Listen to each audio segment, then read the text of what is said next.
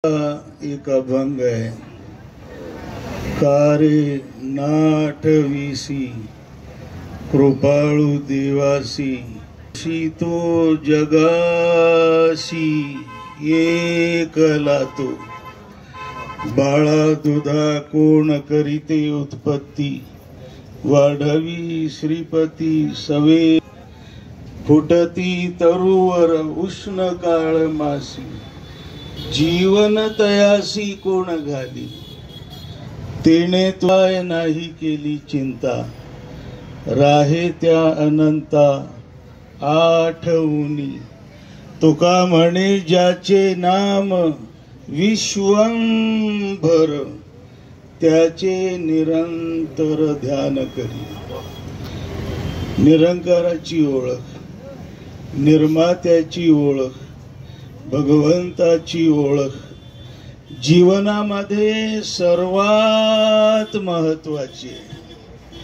तिची मांडणी केली शास्त्रज्ञांनी की माणसाच्या गरजा तीन आहेत: रोटी, कपड़ा और निरंकार का क्या है. त्याच्यावर जो रोटी देता है, जो कपड़ा देता है, जो मकान देता है, वो किधर गया? उसको भूल जाओगे. एक उदाहरण देतो. आपण मांजर पाळतो, कुत्रे पाळतो, गुरढोरं पाळतो, चारा पाणी देतो आणि मोबदल्यात ते कशी शेपटी टाकतात आपल्या पुढं. किती घोटाळा. तुम्ही असं पाहिलंय का कधी की एखादं मांजर, एखादं कुत्रं भाकरी पुढे शेपूट हलवते? असं पाहिलं?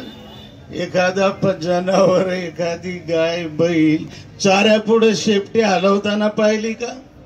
अरे जे जनावरांना कळतं, जे पशूंना कळतं, काय कळतं? चारा देणारा महत्वाचा आहे, चारा नाही. म्हणून चाऱ्याच्या समोर लोटांगण घालत नाही, ते चारा देणाऱ्याच्या समोर लोटांगण घालत. एक येडा हा माणूस आहे की जो है निरंकार, सबका मालिक एक, अल्लाह, ईश्वर, भगवंत देणाऱ्याला गेले विसरून आणि भाकरीच्याच मागे पळून राहिले. सगळे चाऱ्याच्याच मागे पळून राहिले.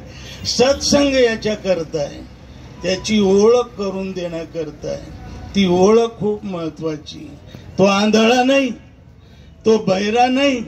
हा एक गुण त्याचा खूप महत्वाचा आहे. एक उदाहरण देतो. दिल्लीतल्या चांदणी चौकामध्ये दोऱ्यांचा ठोक व्यापारी, महाराज मंडळींचं उठणं बसणं दुकानात, व्यापारी बिचारा वारला तो. आणि हे महाराज मंडळी सांत्वना, मुलाच्या सांत्वन करता करता त्या मुलाला म्हणाले, बेटा निरंकाराची ओळख तुझ्या वडिलांनी दिली. तो मुलगा चाट पडला. हे महाराज मंडळी ना आपले व्यापारी, ओळख तर यांनी करून द्यायला पाहिजे. उलट कसं झालं? त्याने विचारलं, मला काही समज. ते महाराज म्हणू लागले की आम्ही एकदा आलो आणि शर्टचं बटन तुटलेलं होतं, दुकानच दोऱ्यांचं. एक बंडल घेतला, बटन टाकलं आणि दोरा जिथून घेतला होता तिथं ठेवू लागले महाराज. तुझ्या वडिलांनी महाराजांच्या हातातून बंडल घेतला आणि खाली ठेवला ड्रावर मध्ये. माता महाराज विचारताय, शेठजी असं का केलं? हा बंडल जिथून घेतला तिथं खाट का ठेवू दिला नाही? तेव्हा तुझे वडील म्हणाले, महाराज माझ्या दुकानातल्या प्रत्येक बंडलवर एक शिक्का आहे, एक स्टॅम्प आहे. Each bundle of thread contains 100 meters of thread. आता अर्धा मीटर का होईना दोरा तुम्ही वापरलेला आहे. गिराईकाला धोका देईल महाराज. तो कशाला मोजायला लागला? 100 मीटर आहे का 90 मीटर आहे? पण मृत्यू अटळ आहे. नाशिवंत देह जाणार सकळ, आयुष्य खातो काळ सावधान. कुल्लू नफ्सिन जायकातुल मौत. मृत्यू काळ्या दगडावरची रेग आहे आणि गाठ त्याच्याशी आहे. तो पाहतोय अर्धा मीटर दोऱ्याचा धोका जर आज गिरायकाला दिला तर तिथं जाब द्यावा लागेल। आणि या भीतीनं तो व्यापारी म्हणाला की आता चुकून गिरायकाच्या हातात जाऊ नये म्हणून घरगुती ड्रॉवर मध्ये ठेवलाय। ये धन निरंकार, ये निरंकाराची ओळख आहे, ही भगवंताची ओळख आहे की एक व्यापारी दोऱ्याचा धोका गिरायकाला देत नाही, गाठ त्याच्याशी आहे, जाब द्यावा लागेल। तुकोबांचं म्हणणं आहे, तुका म्हणे काळे लावी येले माप, जमा धरी पाप पुण्याची हे। कर काय घोटाळे करायचे ते पण, एकदा तर असा आडवा होशील आणि गाठ त्याच्याशी आहे। ही माया जी जमवली ना, हे स्विस बँकेतलं डिपॉझिट एक दमडी तुझ्या बरोबर येणार नाही, हे इथंच राहील। काय येईल तुझ्या बरोबर तेवढं सांगून रजा घेतो। पैगंबर साहेब म्हणाले, अंत्ययात्रा जेव्हा निघते ज्या गुणाची, 3 गोष्टी बरोबर चालतात। एक, प्रॉपर्टीचा काही भाग, नंबर 2 आपटेष्ट आणि नंबर 3 कर्म। यापैकी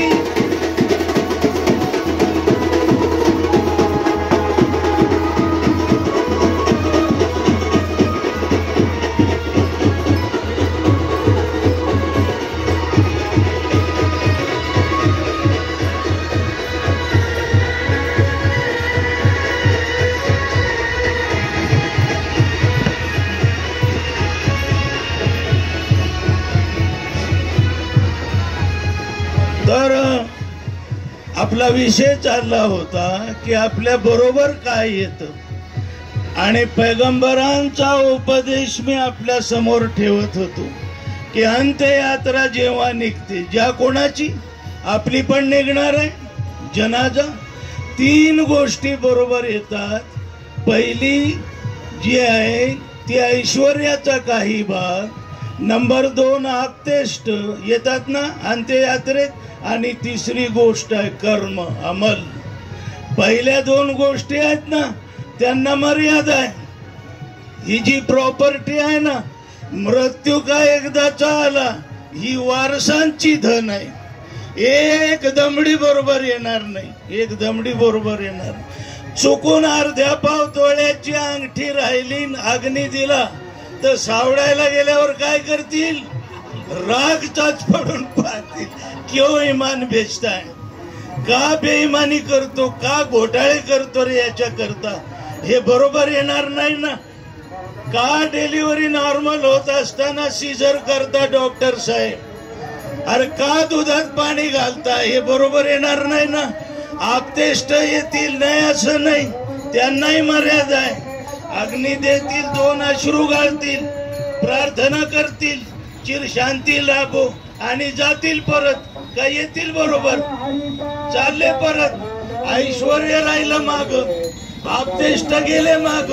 तिसरी जी गोष्ट आहे जिचं नाव आहे कर्म, पैगंबरांचं म्हणणं आहे हा तुझा खरा सखा, अग्नी दिल्याच्या पलीकडे तुझ्या संगती येणारा, दफन केल्याच्या पलीकडे तुझ्या संगती येणारा, आणि या कर्मांवरच तुझं भवितव्य आहे। हे जर चांगले असले, हे जर नंबर 1 चे असले तर पलीकडे नंबर 1, आणि हे जर नंबर 2 चे असले तर पलीकडे नंबर 2। जैसा करेगा वैसा भरेगा। पैगंबरांचं म्हणणं आहे ये दुनिया आखिरत की खेती है, मृत्यूच्या अलीकडचं जीवन शेती आहे। इथं तुला स्वातंत्र्य आहे पेरण्याचं, बेटा पेर, वाटेल ते पेर, कंपल्शन नाहीये, पण याद राख जे अलीकडं पेरशील तेच पलीकडे उगवेल, पैगंबरांचं म्हणणं आहे। संत कबीरांचं काय म्हणणं आहे, बाबासाहेब आंबेडकर ज्यांना गुरु मानतात, भारतरत्न बाबासाहेब, कबीर म्हणतात बीज बोए बभूल के आम कहां से पाए। बाबळीचं बी पेरल्यावर आंब्याचे फळ लागतात का, नाही लागत। आणि तुकोबा म्हणतायत पेरी कडू जिरे मागे अमृत फळे, पेरणी कडू जिऱ्याची आणि मागणी त्यांच्या आत्म्याला चिर शांती लाभो। आणि पेरणी कडू जिऱ्याची, पेरी कडू जिरे मागे अमृत फळे, अर्के वृक्षा केळी कैसे येती. पेरल्यावर अमृत फळ मिळतील का? नाही. रुईच्या झाडाला केळी लागतील का? नाही. सात संगतजी, हा जो सत्संग आहे ना, तो माणसं बदलण्याकरता आहे, माणसाला आदर्श माणूस बनवण्याकरता आहे. आणि आपल्यात फरक पडला तरच सत्संगाला येण्यात काय अर्थ आहे. नाही तर आपले सारे धंदे चालू आणि सत्संगही चालू, बरोबर नाही. बदलना होगा, चेंज झाला पाहिजे, माणसं बदलली पाहिजेत, कुटुंब बदललं पाहिजे. सात संगतजी, आपण ऐकून घेतलं. आपल्या सर्वांचे मनपूर्वक आभार. प्रेम से बोलो, धन निरंकार जी.